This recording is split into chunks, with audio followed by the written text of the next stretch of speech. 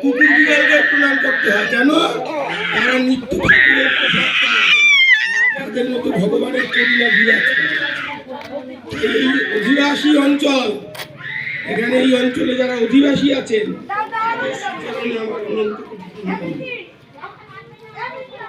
তাদের চরণ ধুলি আমাদের পাথেয় এবং সম্ভব।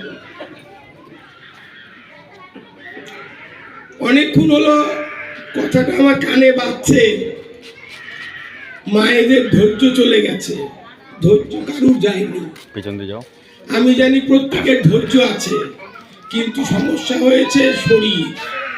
3 দিন পরিশ্রম করার পর শরীরে কুলাচ্ছে না। ধৈর্য যদি চলে যেত তাহলে কালকে আবার মাতৃসঙ্গে যাইতে পারতো না, বলতো থাক মাতৃসঙ্গ লাগবে না, কিন্তু কাল মাতৃসঙ্গে সবাই যাবে। তার মানে ধৈর্য আছে, কিন্তু শরীরে নিচ্ছে না। হ্যাঁ, তাইলে শরীরে না নিলে কি করতে হয়? অনেকে অসুস্থ থাকে, দেখেন না, ওষুধ খাইতে চায় না। তখন যারা একটু সুস্থ, যা ভালো চায়, জোর করে ওষুধ গিলাই দেয়, বাচ্চাদেরও দেয়, বড়দেরও দেয়। ওষুধ খেয়ে গেললে পরে একটু তাজা হয়, তখন শ্বাস নিতে পারে না, একটু দিল, একটু কফ বাইর করে দিল, একটু শ্বাস ভালো করল। তা এই যে যারা যারা বলতে আছে, ওই জোর করে ওষুধ খাওয়ানোর মতো, বুঝলেন? শরীরে কুলাও বা না কুলা, দেখবেন খানে কাল তাজা হয়ে গেছে সব, বুঝলেন? তা এই যে আমাদের ধর্ম আছে না, ভগবান তো বহুরূপ, তার বহু রকমের প্রকাশ। এক একজন তার এক এক রকমের প্রকাশের বর্ণনা করে, কেউ ভুল বলে না, সবাই ঠিক।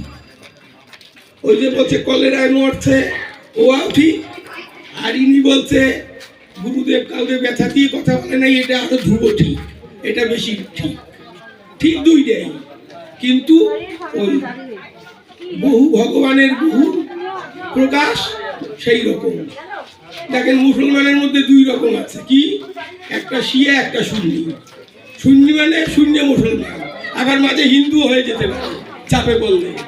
কেন? ওরা তো আসলে মুসলমান না, শূন্য মুসলমান হচ্ছে, যেই চাপ পড়বে সাথে সাথে হিন্দু হয়ে যাবে, বুঝলেন? আবার খ্রিস্টানদের মধ্যে 2 রকম আছে, একটা ক্যাথলিক, একটা প্রোটেস্ট্যান্ট, বুঝলেন? আবার এই যে বুদ্ধর মধ্যে 2 রকম আছে, জৈনর মধ্যে 2 রকম আছে, শ্বেতাম্বর পীতাম্বর। ব্যাবাকের মধ্যে 2 রকম 3 রকম থাকে, ওতে কোনো দোষ নেই, বুঝলেন? তা আমি আবার এদের মতন না, আমি ওই হ্যাবলা হাত চলে। শ্রীগুরু সঙ্গে 2 পদ আছে, এক পদ চতুর, এক পদ হ্যাবলা। গুরুদেব বলছে চতুর হয়ে করো সাধনা, যারা সাধন ভজন করবে এরা একটু চতুর, আর যারা সাধন ভজন করতে পারবে না সেইগুলো সব হ্যাবলার দলে। আমি হচ্ছি তোমাকে দলে হ্যাবলায়, আমার ওইসব কঠিন কঠিন আমি বুঝি না, আমি 2টে বুঝি। ওই যে বলছে না, গুরুদেব নেগেটিভ পছন্দ করতেন না, একদম 100-তে 100 না, 100-তে 200 ঠিক। কিরকম জানো? এই তোমরা এখানে শোনো না শোনো, ইচ্ছায় শোনো, অনিচ্ছায় শোনো। ওষুধ যেমন জোর করে খাইলে কাজ হয়, কেউ যদি ঘুমায়ও থাকে এখানে বসিয়া, তার কানে যে যাচ্ছে গুরুদেবের কথা, ভগবানের কথা, তাতে তার কাজ হবে। গুরুদেব বলছে, কিভাবে বলছেন? ভগবানের তো অনেক কথা আছেই, নারদের উপমা আছে, আরো চাষির উপমা আছে, সব মহাভারতে ভাগবতে অনেক আছে, কিন্তু গুরুদেব সহজ করে বলছে। দেখো, সংসারী লোক নানান কাজে ব্যস্ত থাকে, তারা ভগবানরে ডাকতে পারে না, নানান রকম অন্যায় কাজ করে, তাদের ছাড় আছে। কেন? তারা সবটাই নিজের জন্য করে না, সংসারের জন্য করে, ছেলে মেয়ে প্রতিপালনের জন্য করে, সমাজ রক্ষার জন্য করে, তাদের ছাড় আছে। আর তোমরা যারা আশ্রমে থাকো তাদের কোনো ছাড় নাই, তাদের আমি মাইপে নেব, ওজন করে নেব, আমাদের ছাড় নাই বাবু, ছাড় তোমাকেও আছে, বুঝলা?